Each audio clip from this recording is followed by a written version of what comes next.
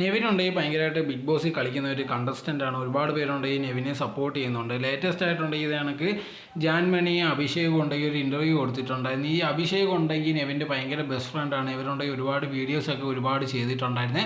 So നെവിനെ പറ്റിയുള്ള കാര്യങ്ങൾ ഇതേ കണക്ക് അഭിഷേകിൻ്റെ അടുത്ത് ചോദിച്ചിട്ടുണ്ട്. ഇതേ കണക്ക് അഭിഷേക് ഉണ്ടെങ്കിൽ അകത്ത് കയറിയതിന് ശേഷം റിലേഷൻഷിപ്പ് പോലെയൊക്കെ ഉണ്ടെന്നുള്ള കാര്യം പറഞ്ഞിട്ടുണ്ടായിരുന്നു. സോ ആ സമയത്ത് അടുത്തിരുന്ന് ജാൻമണി ചോദിക്കുന്നുണ്ട്, ആണിൻ്റെ അടുത്താണെന്നോ അതോ പെണ്ണിൻ്റെ അടുത്താണെന്നോ എന്നുള്ള രീതിയിലൊക്കെ ചോദിക്കുന്നുണ്ട്.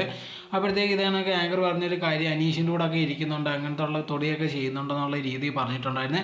സോ അപ്പോഴത്തേക്ക് ഇതേ കണക്ക് നെവിൻ ഗേ ആണെന്നുള്ള രീതിയിലൊക്കെ ചോദിക്കുമ്പോഴത്തേക്ക് ജാൻമണി ഇരുന്ന് പറയുകയാണ് അതേ എന്നുള്ള രീതിയിലാണ്.